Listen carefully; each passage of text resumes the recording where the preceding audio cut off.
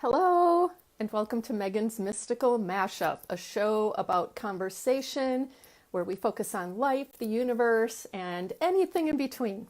My name is Megan Rounds, and I'm so happy to see you here today.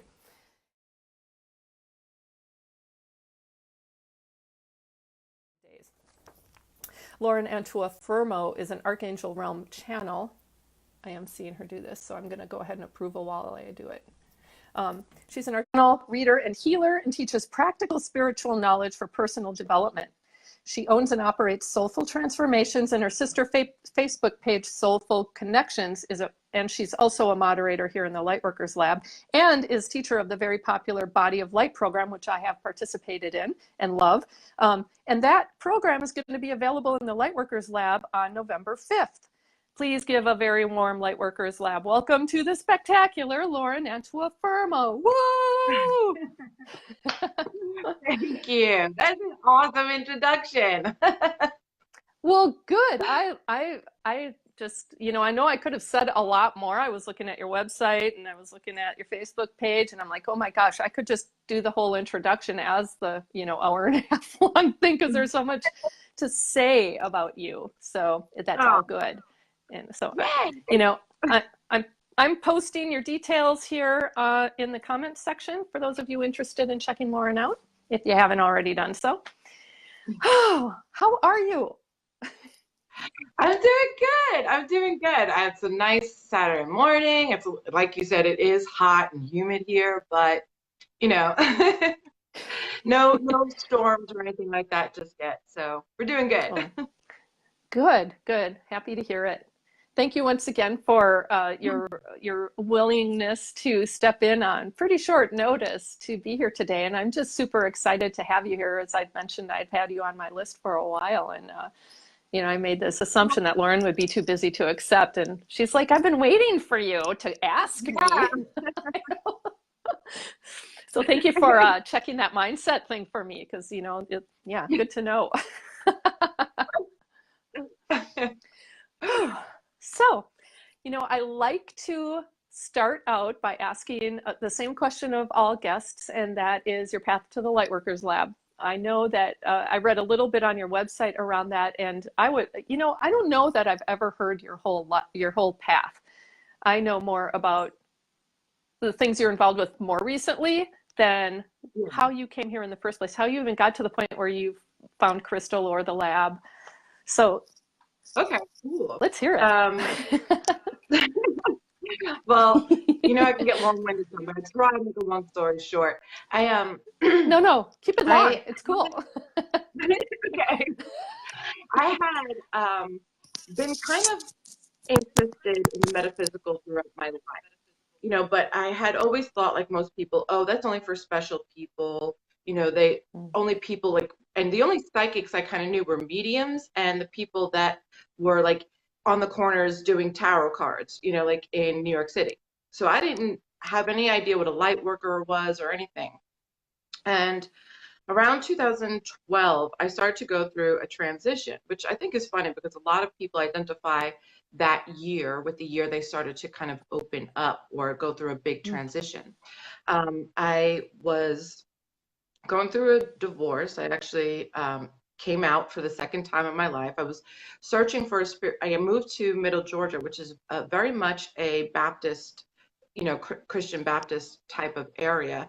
And I was looking for a spiritual kind of connection. But and I grew up Catholic. What I realized was that none of it was okay. Like I felt a lot of shame, a lot of guilt, and a lot of anger.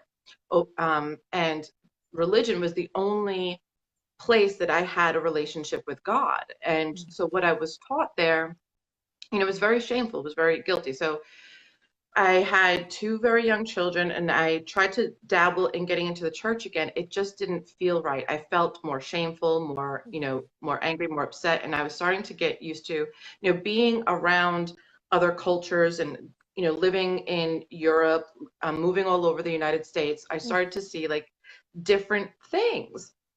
And it just didn't all relate to me. I remember thinking in catechism class when I was a little girl that my catechism class told me, my teacher said that animals don't go to heaven. Only people and babies that don't get baptized don't go to heaven. And I kept thinking to myself, like, how could that be? What about kids in other countries that don't know about, Catholic religion? How could that be? And I remember thinking this is like third grade or second grade or something like this, and it never sat right with me. Yeah, 2012, right, guys? I can see the comments. But then, so in 2012, I started to switch and look at different dynamics. I almost became like I started looking at atheist pages because it kind of led me when I was trying to get out of that and look for something else. I'm like, that's right. Like I saw all these things, religions are dangerous, they're bad, blah, blah, blah. So I went through my angry phase. And then, and then one day my mom went to a medium and I was like, I want to go to a medium here and see what all this is about. And I looked up a medium and I traveled to her and she told me all this stuff. I was like, all right, that was so spot on. I was like, all right, there has to be a God. There has to be something, right? Because, the reading that she gave me was so powerful. Or, like about past loved ones and things they were reassuring me that God loves me, that they didn't want me to feel bad about being a lesbian and all this stuff, right? So it's like, okay, there's something else out there. And from that point on, I started meditating and my gifts opened up very, very quickly. But I still had a lot of dogma and fear around, stuff because like many that come to the Lightworkers Lab, they have that. So I was stuck between trying to get rid of old ideas of religion and the new age spirituality. But what I found is that even in the new age culture, there's still a lot of dogma involved. And it's kind of put me through a deep depression and a very like dark night of the soul type of energy. So I found some groups. I opened up my gift very, very quickly. I started channeling, but I wasn't consistently channeling high vibration, archangel realm. And it was very scary for a little time. Like I would have like highs of real like spiritual like ecstasy and then real lows of fear and pain. And a lot of it was just due to belief systems that I hadn't really, dealt with or even see that they were mishandled, that they were not real. Beliefs are very tricky because you don't know that they're beliefs or that they're false. They're just beliefs. Yep. They're just there. So sometimes the mind can say, oh, here's this new information, but the internal repetitive pattern doesn't, the emotional pattern doesn't really get it just yet. So I found one group for a while and I started to really be good at what I did.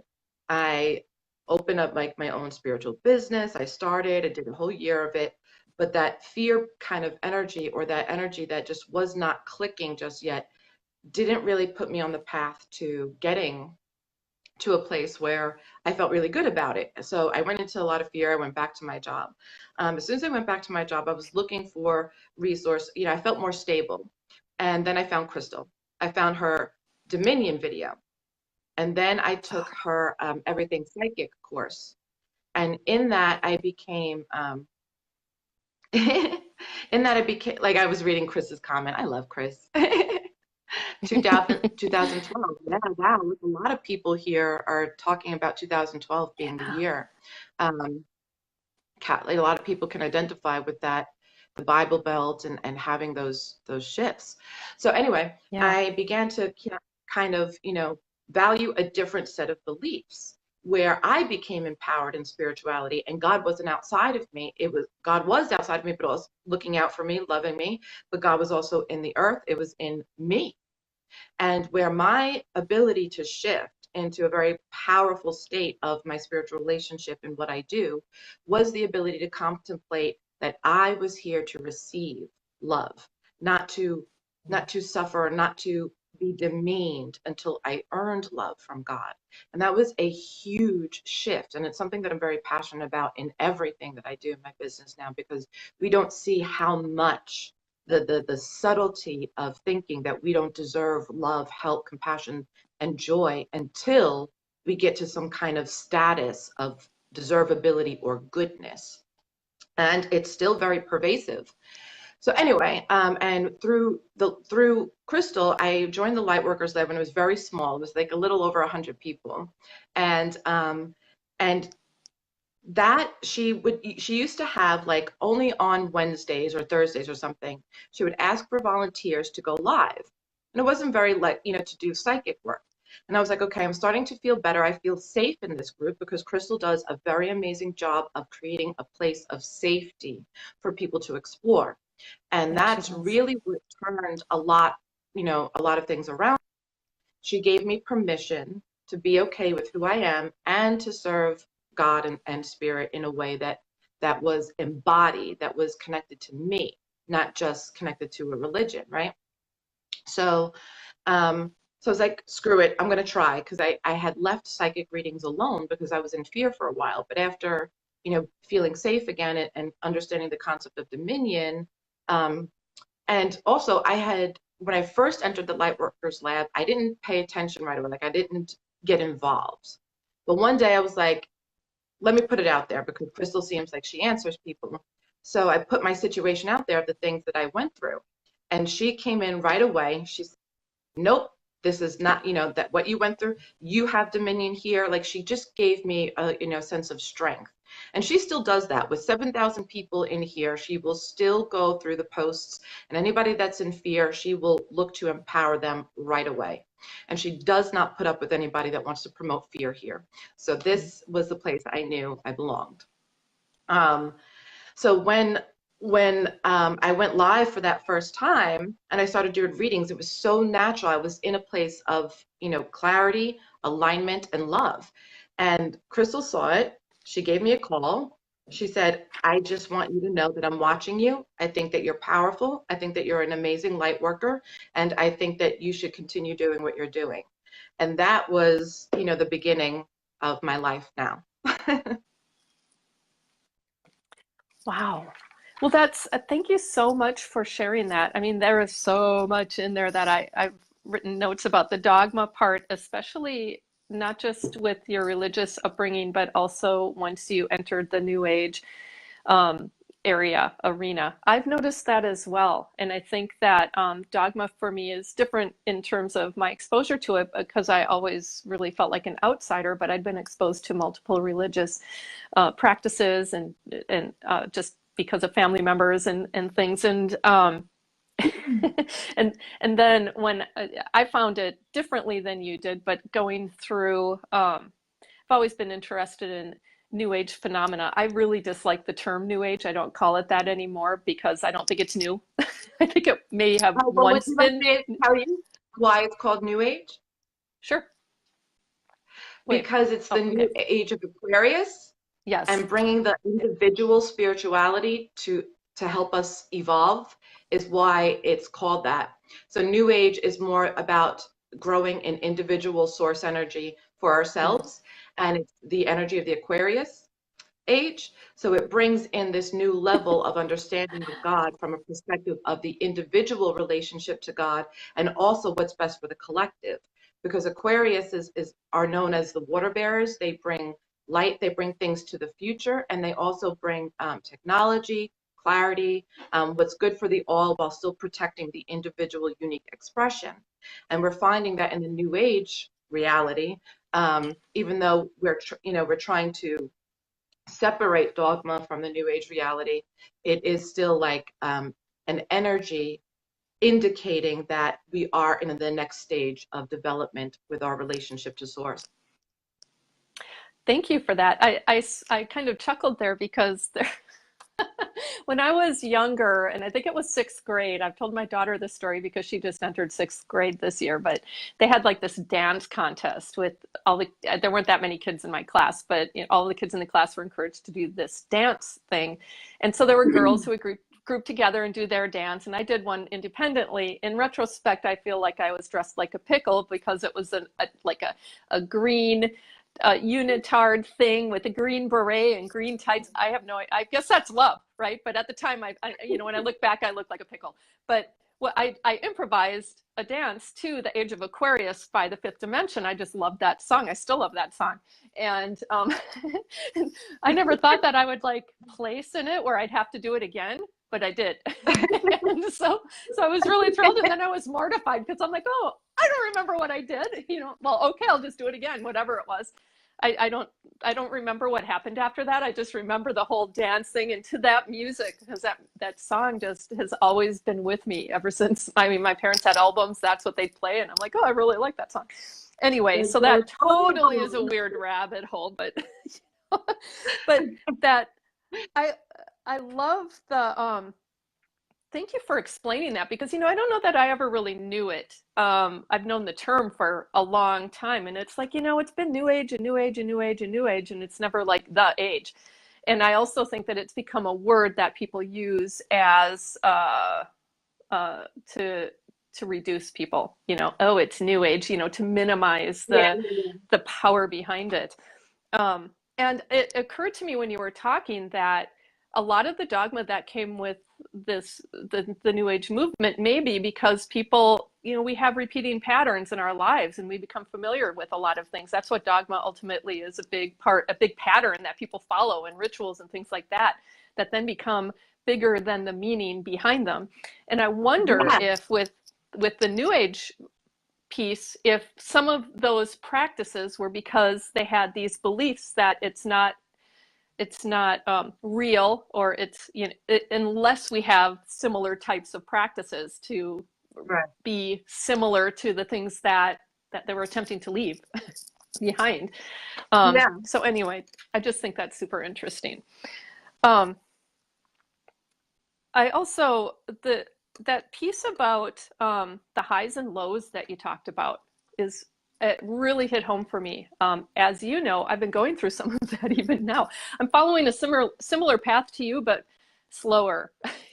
Yeah.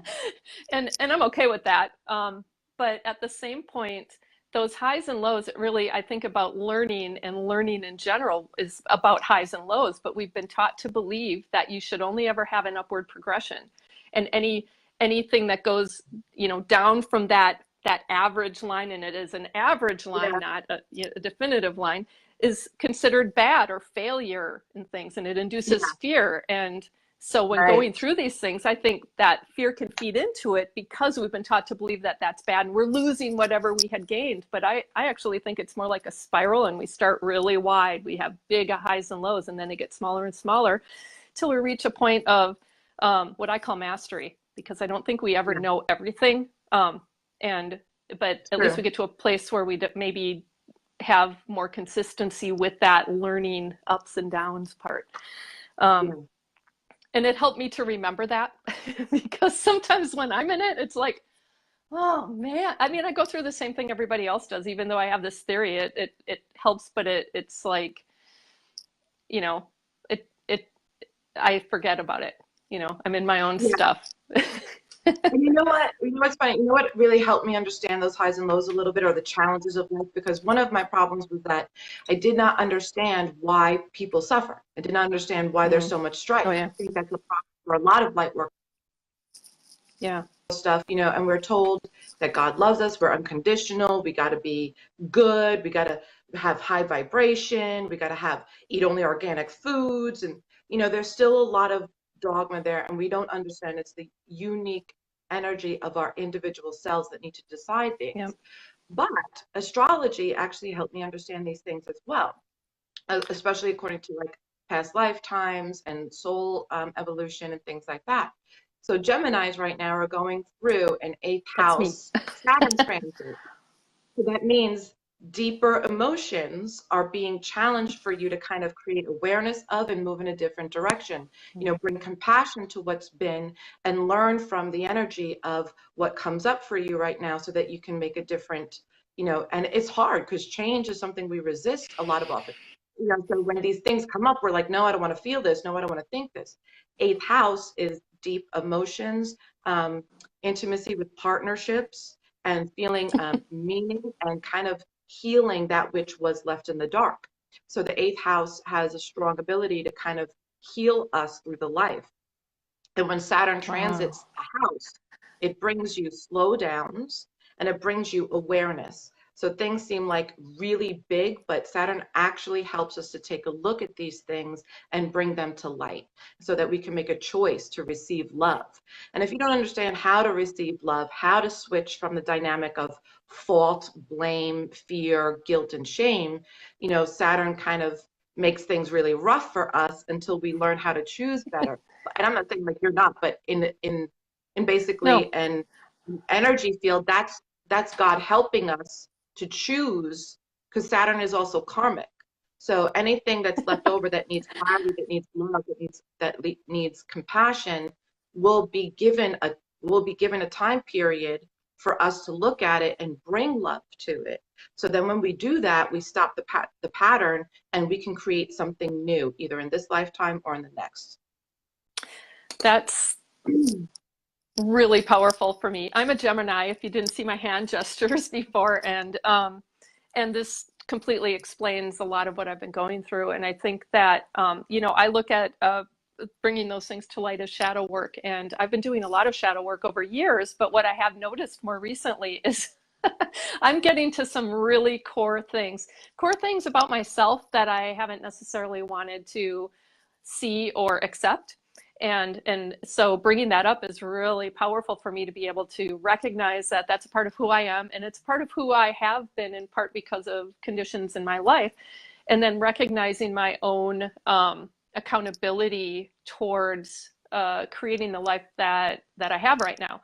And I have a wonderful life in many, many respects, but there are some things around relationships, especially right now, that have been rocking my world, because it's like, man, you know, I'm changing a lot, and the other people around me aren't necessarily changing, and it's not fair for me to expect them to change. But how do you work within that dynamic is the thing that I've been like really sitting with, because you know, these are changes, and I do recognize that change a lot of people resist, and I also recognize that people adjust at different times and in different ways to change.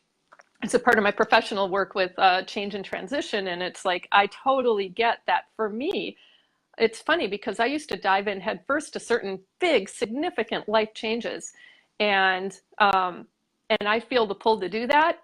And then there's the other part of me that's like, take your time. There's no rush. You don't have to do it right now, whatever it is you're going to do. And, you know, just, and it's kind of, I feel like, if for those of you who remember this toy, like Stretch Armstrong, like I'm being pulled in two different ways and totally stretched out. And it's like every now and again, one side or the other lets go and I get to recalibrate.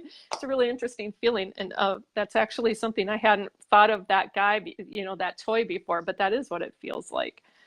So thank you for pointing that out. That's cool. And I'm really curious how, you know, one question that came to me when you were talking about astrology, but I'd also like to hear how you got into it.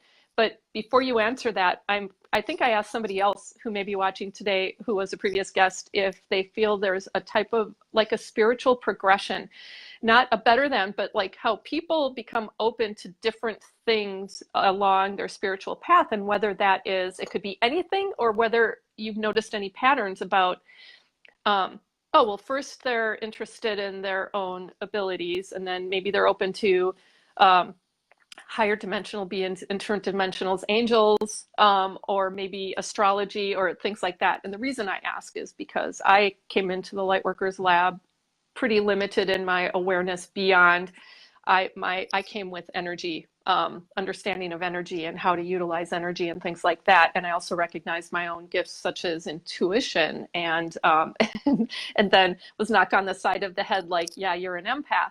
And that was all before joining the Lightworkers Lab. But then since then, you know, when I joined, I didn't really get the whole angel thing, other than I've always felt I had my own guardian angel, but I never really talked to angels. I never recognized the archangelic realm. I didn't know what that was. And now I have fully embraced it and completely get it, but I didn't at first. And then interdimensionals started entering my world. And at first I was like, what is that? What's a Palladian? Who's a Lemurian? What are these things? And I've noticed my own interest in astrology has grown too. So that's where all of that, that's a huge question. But how did you get into astrology, and do you believe that there's any type of a progression in spiritual growth? Okay. I think that astrology was just something that I identified with as I read things about my sign. And I was like, Mm. whoa, okay, there's something to this. And I was just fascinated because I would read something and I'd be like, and then I would go, okay, well, my wife is a Libra and this applies to her. And it made me understand her in certain ways and go, Mm. aha, my mother, my brother, and people like work. So I would see the characteristics of what I was reading in the people. So I would take the information and then put it, recognize it in my world. It was fascinating to me. And every time I learned something new and I saw the validation of it in my world, I began to just, kind of communicate with astrology as a spiritual tool as well, to understand that our astrology is more so that it is a spiritual construct in which we developed our parameters for living on Earth. So a lot of our religions are based on astrology. Most of our religions are based on astrology. The big ones are anyway. The reason why we know, when Jesus was born and the three wise men, because of, the proof of, the stars that were in the night, Mhm. in the story. And so we knew when, that was. A lot of the information that is in the Bible is very much attuned with astrological positioning of certain things. Mm. Also, the feelings that the archetypes of the 12 signs also have a specific role in the earth realm. It is that each of these archetypes carry an energy, and each of these energies have a specific role in the development of earth. So, and Mm. the ego and the human mind. It is very palpable to kind of connect with the earth realm and also the universe around us, because it's not just here on earth that we're getting information from Gaia. We're also getting information from the planetary position and how those energies are directed towards earth at the time. So we also know that when Mars is close to earth, action, fire energy, and some conflict arises. That's been a pattern that has been noticed over years. So you can actually look at scientific studies to prove how things develop. Like, I know Mm. correlation is not, proof, but it's a very strong correlation. And that's how we prove things in this world anyway. We observe and we document and we look for patterns. So the patterns of astrology are really factual, like facts. And yet there's still a timeline energy to it, and there's still, a connection of how we interpret these energies and how we react to them. So different people will react to different energies differently, just as anyone would react to a situation in which they find, light, love, happiness in, or frustration, pain, and worry. So how they get interpreted is also a human condition. Now, the development of the spiritual tools in which people use to get connected to God or to love, it usually goes the path of, am I here for a reason? Mm. What is my reason for being here? Because people need a purpose in life. They need to feel their existence matters. So spirituality was a way for us to connect with the divine within us and see that we are connected to a divine energy, love, God, however you want to talk about it, source. But really, God as the consciousness of source creates love, right? So Mhm. it's that people need a purpose and a reason for existing. And they also need to feel valuable. That is the human condition. It is not the human condition to fight pain, fear, worry, and frustration.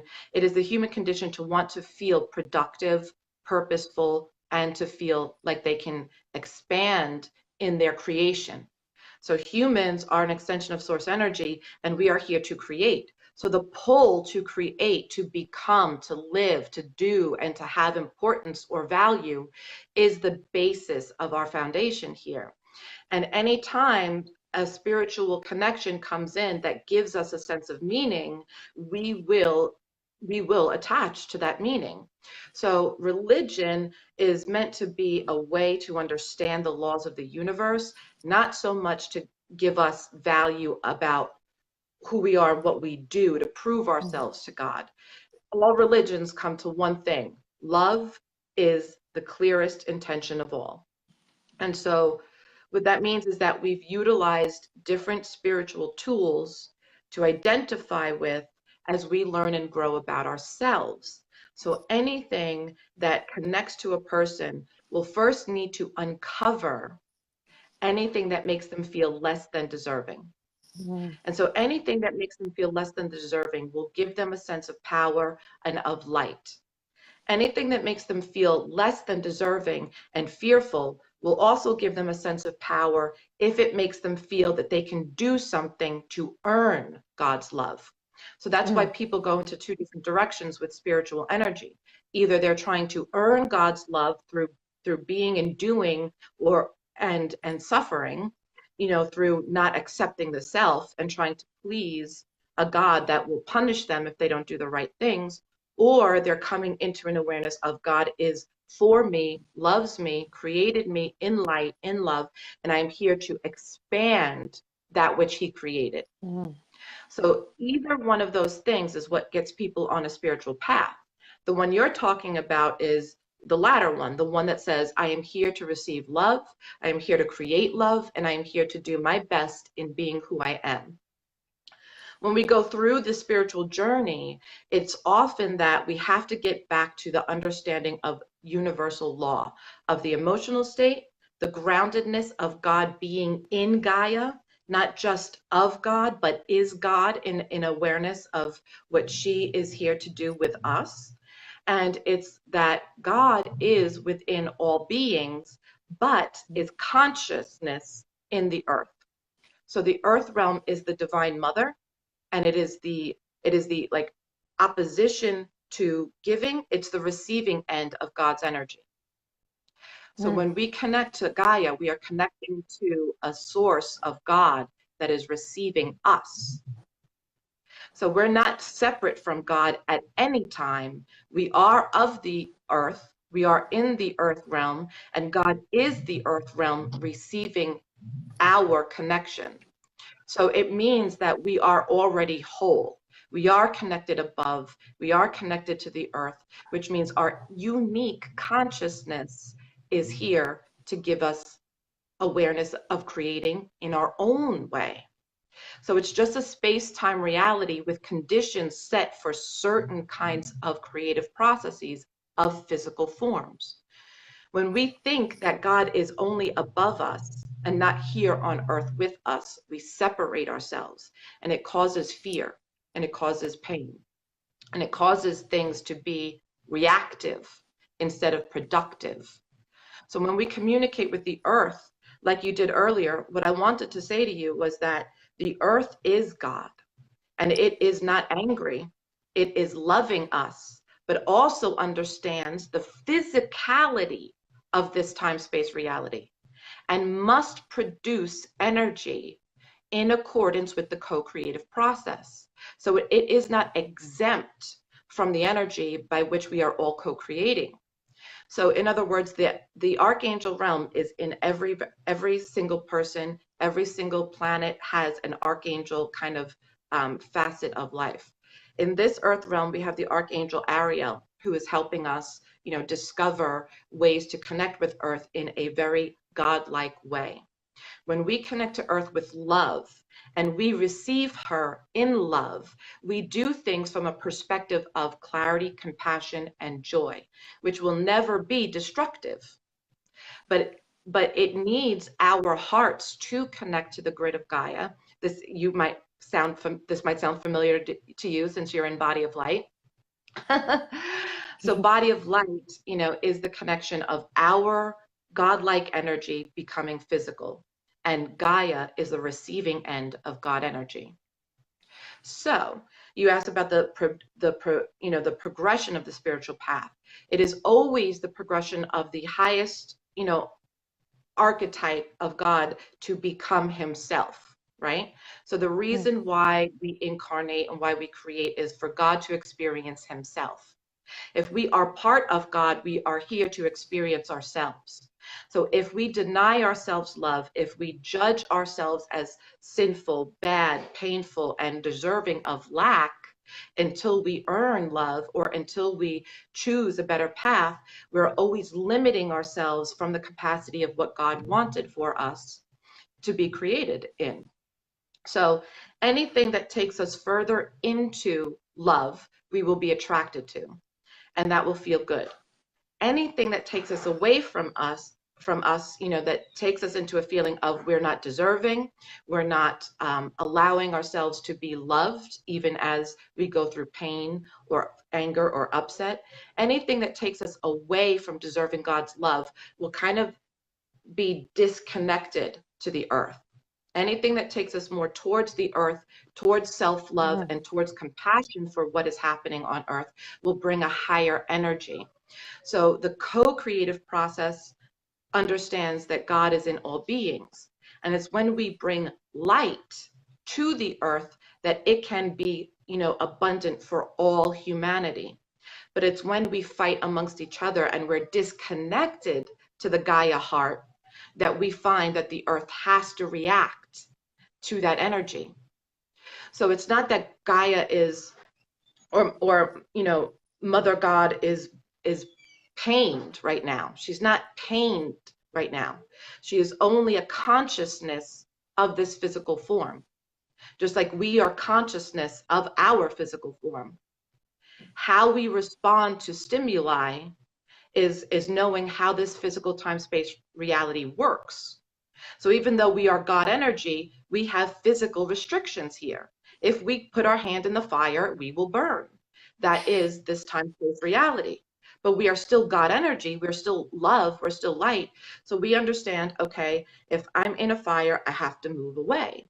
But if hostility is being, geared towards me, I have to react. I have to defend myself. I have to communicate an opposite vibration that allows me to move away from the hostility being projected onto me. So Gaia is kind of that same type of energy. She is all love, all loving, and all giving. But the earth realm of the physicality of her consciousness is also restricted by time-space reality and physical law. So anything that erupts from the earth is also a co-creative process. Now she is doing just fine, except the human energy needs to be more grounded so that she can operate in receiving us and giving to us what it is we want to create with love. Okay, so sorry, that was long, but I really wanted to that's get so that cool. so that we don't fear Gaia is angry. We just Right. understand that the energy of Gaia is all love, is all God. It is God energy. Mother God is the same as Father God. It is just that in this physical realm, we must be receiving of her as she reveals us as love, as light. So to repeat back just a bit of what I heard, there's something that clicked for me with this. What now I have to look at my notes because I'm a note taker. Oh no, that's okay. This is so fascinating. I hope others. I think I've seen that people are really resonating with what you've said. So I mean, this is awesome. I think it had to do with when we are in a place of love. Love and acceptance and connection, those are things that draw us to earth, and we disconnect when we gravitate more towards conflict and anger and hate and fear, and those things take us away from earth. And so when I think about it in terms of energy, Gaia is ultimately representing a kind of an adjustment based on where the people are. If we are in an era of disconnect, then in order to reach balance or a sense of equilibrium, there's an adjustment that has to happen within the earth. And so the things that we may be seeing now in terms of volcanoes and earthquakes and typhoons and hurricanes could represent that adjustment towards an equilibrium state. And that maybe things like that would mellow out when we are more connected to the earth in the form of love and acceptance and really self, um, I'm trying to think of the word, but well, just leave it at that. I'll just leave that word hanging. Did I get that right? Is that kind Yes. of how you, 'cause that, I think Self-compassion. that self, thank you. Oh yes, the word that I should really have tattooed on my forehead. Of course, then I'd have to look So, in the mirror a lot, but that would get me more self-compassion, I suppose. Lauren, I am really curious if you have, I mean, that was just, I hope people will want to watch a replay of this who are here live today. I know I want to and will, because there's so, I love how you talk. There's so much in that. And it makes me think that this has been how, I mean, I want to ask you a couple of different questions, but before I forget again, I'd really love to hear if you have um, books or thought leaders or things that I can add to our show notes that will help people learn at least some aspect through, like their own research, I suppose. But, like astrology, is there a pinnacle book that you really think is a great one to reference, or one that has influenced you a lot? And the same with these other thoughts and ideas that I mean, they may be original ideas too, I'm not sure. But if there are things that have really influenced you that you think would be helpful to people watching this, then I'd love to hear what some of those are.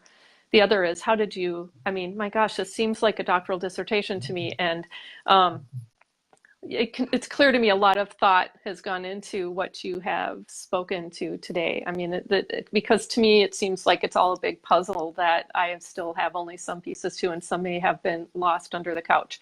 And so you really helped me go in and dig those up and find them. yeah. Okay, so I'll stop talking for a bit. Well, as far as books are concerned, I do feel that there are many people who are channeling similar information and who are communicating with Gaia and who are communicating with the divine. And in a lot of these channeling experiences and experiments, we are moving towards an era in which all people are able to tune into this type of guidance. Mm. Now, what I would say is that there are certain people and places and things that have a higher frequency in their teachings. And some of those are, of course, Abraham Hicks, because solely connecting to the emotional energy, she's teaching lay people how to connect with love within themselves. And so it's not that she is not available to these higher teachings, but that the basis of foundation that she's creating or co-creating with Gaia is to teach more and more people how to choose love in themselves without making it religious, because it makes her kind of value even those that are not called light workers. She's attracting more of the what we call lay people so that we can get this information out and start a revolution of ideas about spiritual law and spiritual connection. So I would suggest beginning there, because the truth resonates so much there that there's never a time where you can really send, an argument her way that makes it seem like she's not going to connect with the deeper evaluation of love for the person sitting in front of her. And that's how you know true light workers, because there's never a time that a true light worker or spirit guide will come in and devalue, cause fear, or make assumptions about a person that makes them not yet deserving of love. So anyone that you are drawn to connect with must also give you the freedom of loving yourself. I do like Eckhart Tolle. He's the one that put me on my spiritual journey as well. And it wasn't very spiritual, which is why I liked it. The energy of dogma about soul contracts is not something that I buy into. I've fixed and healed many soul contracts through Akashic record readings and through just working with people, because once you shift the idea that you are deserving of love, you end karmic pain. And so I am very picky about what I choose. The earth realm and the energy of Gaia are something that I learned through other people, but then went into myself and created awareness of what needed to be told in the connection of the divine source perspective. Because many people will say Gaia is hurting, she is needing saving, we're going to destroy the earth. But in the time-space reality we live in, we are on a current timeline that is connecting to more growth instead of more fear, pain, and hostility. But that changes when the collective changes. So that's why I'm so passionate about not putting fear into any part of our connection here on earth. Nothing here was meant to give us fear or pain because we needed to prove God worthy of us or God's worthiness for us, right? So it's that dogma that I am very passionate about changing and shifting, because once we know ourselves as love, we do no harm. And that's what's needed more than anything. But it does mean that we do need to uncover what it is that is causing the suffering. And that is mostly judgment. So anything, any author that makes you feel good about who you are and what you are capable of, but gives you esoteric information that kind of creates a fear of what might happen if we don't get on board, or what, you know, what happened in the past that destroyed the earth and now we're here to save the earth. It's very archetypal energy interpreted bad, because if we are suffering as light workers from empathic energy, from being too sensitive or not being able to conduct productive, loving lives here from joy, we are not doing our light work. So we have to come from the dogma of fear to the dogma of love. And I know you asked me a very specific question about what authors I like, but there's only very few that I listen to now. And it's anything that's going to give the person self-compassion. I do like ways of speaking that give the person empowerment. Again, that's the reason why I was drawn to Crystal and her teachings. Anyone that gives the perspective that we have the power to shift through love instead of through anger. Anyone that wants to fight with me and says we have to fight back from oppression, from fear, from hostility, with more oppression and fear and hostility, even if you think it's the right thing to do, it's not. It's only in the solution that we find healing. And anytime you're angry, that's a valid freaking emotion. But what you need to do from that anger is to expect a solution of love, not more anger. So, and like I said, there is a need for self-protection. There is a need to make sure that people stop being victimized. There is a need for us to extend love out into the world and give people a chance to recover from lack, from from being uh, from being undignified to choose things for themselves, for being put in situations that give them limited choice. We do need to fix those things. But those things come from a perspective not of hate or anger against what is causing them, but by weakening the things that are causing those suffering, by including more compassion, more love, and more joy. And it has to begin with the self. So, Eckhart Tolle, Abraham Hicks, there's another author. Give me 1 second. I want to grab her book. Sure. Wow. Can I just say? I mean, I knew Lauren would be an awesome guest. And this is just turning into something so spectacular. I hope you're enjoying this as much as I am. I think my face is turned red because it's like I want to burst with joy and love and compassion. I could talk all day. It's so bad. Okay, it's called There's Nothing Wrong with You by Sherry Huber. And it's spelled Cheri. Sherry Huber. There's nothing wrong with you? Yes. Okay. Do you listen to anybody, and with Abraham Hicks, is there one book in particular that you think, I mean, I know that there are awesome books out there, but is there one that you'd recommend starting with? Or same with Eckhart Tolle?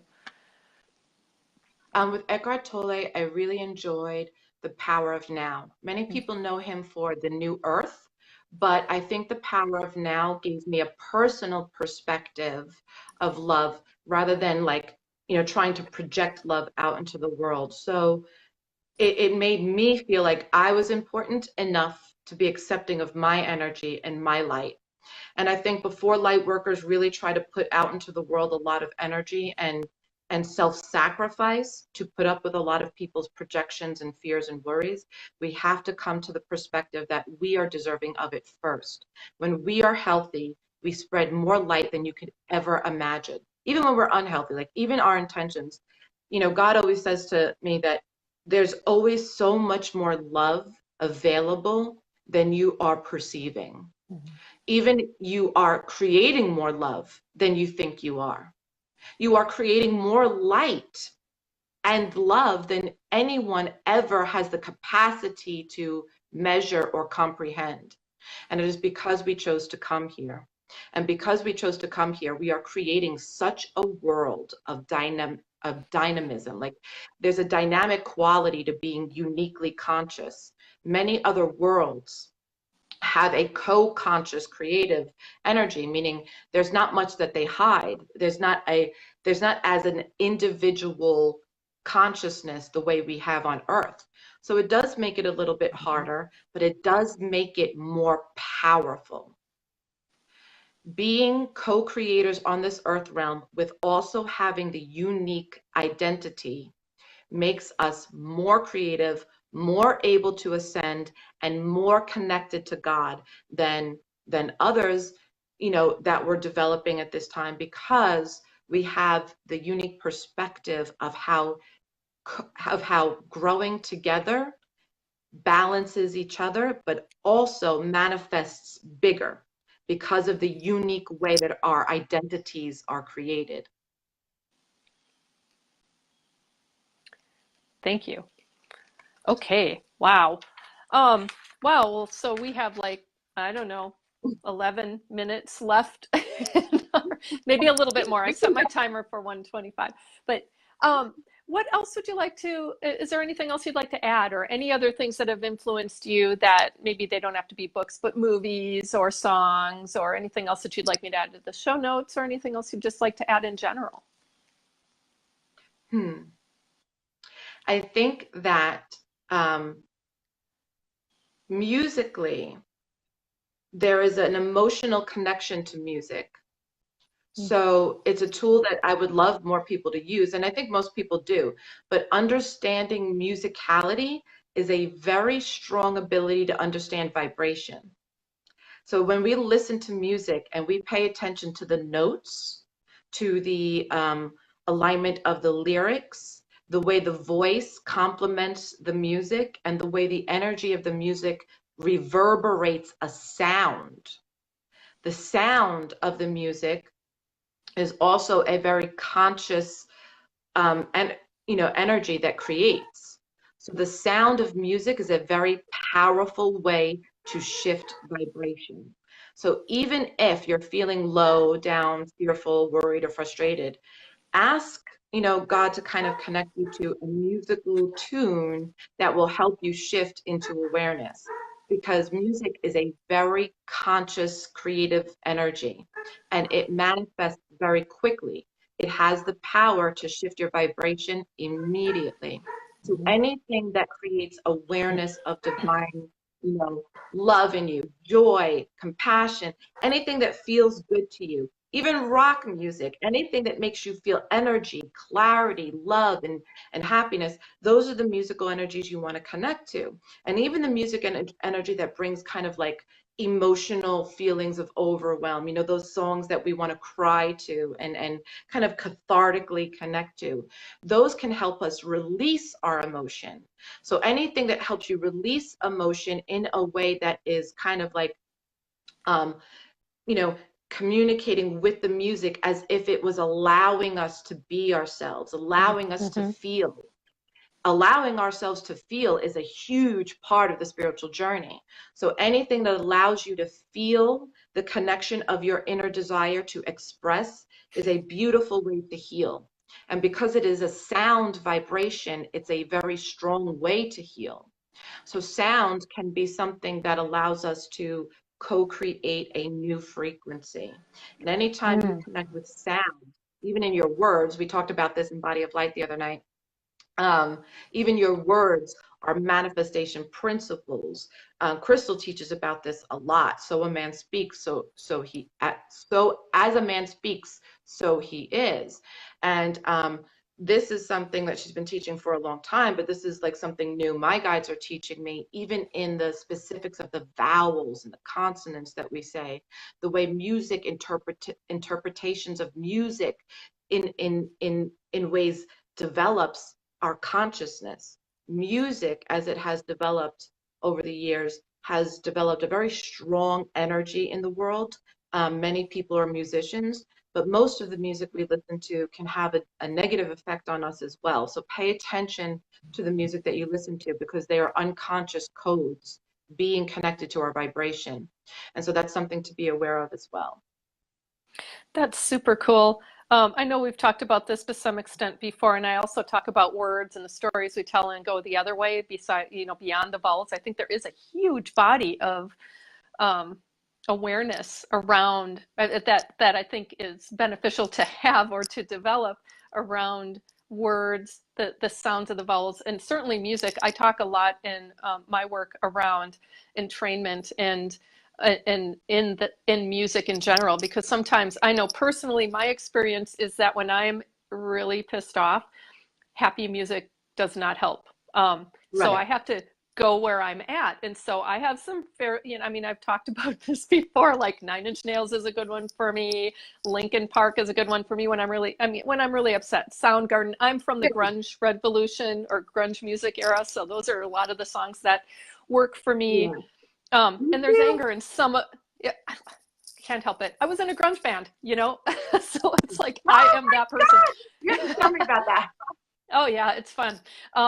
But so that music resonates with me, and I have heavy metal things as well, because sometimes those things just help me to get that anger out, because I'm a person who learned to repress a lot of it, and so I go there. But I create a playlist in Spotify that start out really grouchy and then go up to empowering and Yeah. beyond. Sometimes I'm all instrumental, but most of the time when I'm in a particular mood and I want to get out of it, I have to sing it to really Yeah. express it. And I'm in my car, and I am being more expressive when my family's in there, but it's usually just when I'm in my Yeah. car and I am going loud, and it may not be great sounding. I don't care. But it helps me to really get out of that mood. And it's just, I'm clairaudient, and so I think there's a part of that for me, but I don't think it's only for people who have that. But it probably can develop it in some ways, because it's like I'm really listening to the aspects of music, and music's always been a big part of my life. So thank you for talking about that, because I just think, I mean, there's so many options in music. I think is a very personal thing for some of us, or many of us. Yeah.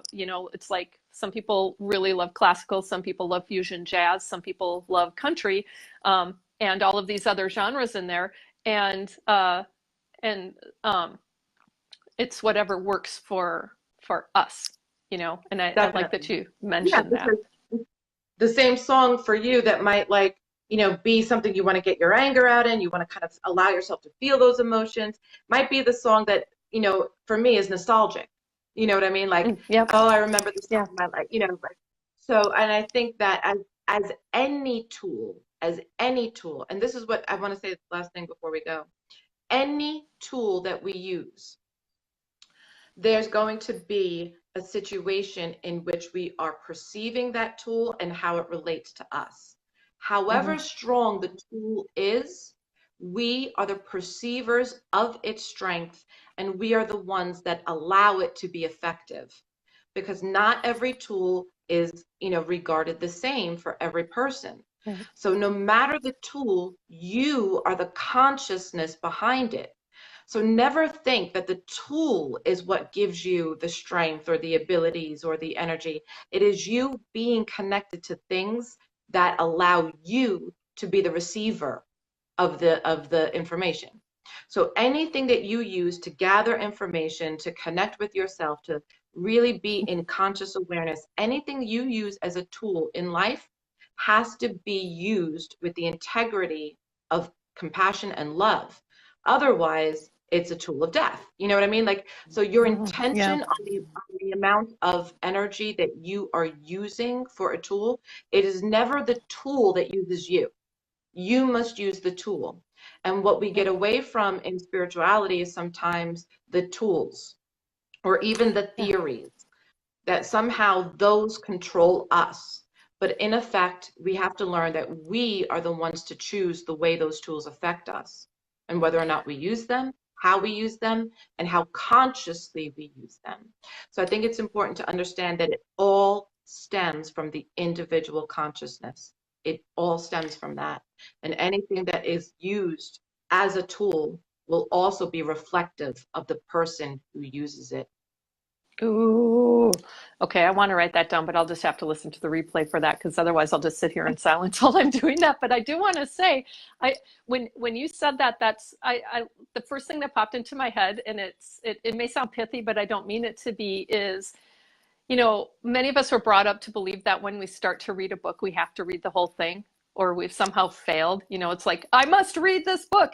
But that's where the tool Yeah. is taking us over in a way, because if it doesn't resonate, it doesn't resonate. And there's nothing wrong with us if it doesn't resonate. It's just not a thing that resonates. Yeah. And it took me mental effort and energy to get to a point where I was okay just saying, no, it's not really working for me. Now, some of you, this may not have been a problem for at all, but for me, it was an actual process because I had just always learned that you have to finish the book. And I've read some really big books that I've trudged through, and certainly through school, that was a requirement. But, Oh, yeah. even on my own, I'm like, why am I torturing myself like this? And I think that compassion and love aspect is a really important part. It's like at first I started beating myself up about it because I wasn't finishing the damn book, and it's like, what am I doing to myself? And I think the same thing goes for music. There are just some things, even with artists that I absolutely love, that do not resonate with me. And that's okay, because I have a sense of loyalty. And sometimes I feel like I have to like everything they've done. And it's like, no, Yeah. they're going in their own direction and I'm not resonating. That's okay. Well, it's a sense of self-empowerment to be able to choose. Yeah. When you think yourself unable to choose or have to do something, it's a sense of disempowerment. Anything that gives you the sense of, I am able to choose things that allow me to assist myself in being in alignment with love, with self-compassion, with the ego. Ego is not bad, guys. It's not bad. It is It's the part of who ego we are. identified with fear that's bad. Mm-hmm.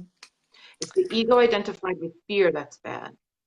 So, the thing is about, the energy of knowing when to use something, when not to use something. There's also discernment. There's the Mm-hmm. energy of doing something, trying it out, pushing through it, and then deciding you didn't like it. There's nothing wrong Mm-hmm. with that either.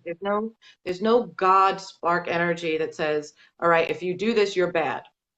Anytime you choose a better connection to yourself, God rejoices. Anytime you choose something that is better for yourself, no matter what it is, it could be a divorce, it could be a move, it could be, growing some herbs in your backyard, anything that gives you more connection to feeling in alignment with your heart's desire. Will God help you get there? Yes, with compassion, with love, and with joy. That's so cool. Um, I just want to add one last thing to that, and my chime's going to go off in a second, but we still have 5 minutes. Um, okay, so my husband and I watched a movie, and we both made it through the whole movie and then realized that neither of us actually liked that movie at all. But that's happened a couple of movies, and there was one that I just absolutely will not go back to read because I disliked it that much. I'm trying to turn off my chimer here. Okay, but there's another one that we went back to later and loved. And I think there's something to be said about that timing. And just because it didn't work the first time doesn't mean you can never, I mean, you can still go back to these things again and be okay with that. Yeah. I'm so glad you said that. Yeah. Well, good. I'm glad. I mean, I think that's an important one to get out because it's like sometimes, I mean, I know my daughter is in this place where if she tries it and she doesn't like it, that's for life. She's in this mental place of, okay, forget it. I'm done with Yeah. that forever. It's like, come on, you're going to like this one day. But I think that's another aspect of compassion, is recognizing that sometimes it didn't work for us the first time, or maybe even the second time, but sometimes after that we may be called back, and that's okay. So, Yeah. all right. Do you have any last words before I say good? So long for now. It's not really last words. It's just last words No, for the program. Okay. this was such a great conversation. So I just want to thank you and thank everybody who came on and Oh my watched me God. and supported. Thank you so much. One, for being so flexible and willing and able to come on today. I'm so glad you're here, and for that awesome conversation. This is what I've always wanted in Megan's Mystical Mashup, is just a really engaging, fun, and informative conversation. So I really appreciate it, Lauren. And just a little note before I say so long to everybody, that join us in 2 weeks on September 29th, when Tina Guarino is going to be here. And I know, I think that's going to be really awesome. I just, again, thank you so much. Thanks everyone who has watched live, as well as whoever watches the replay. I really appreciate your engagement with this program. It's fun because of you and the guest, of course. So on that, I'll just say so long. Thanks again, Lauren, and thanks again, everyone, and wish you a wonderful Lightworker day Yeah. and weekend. Bye.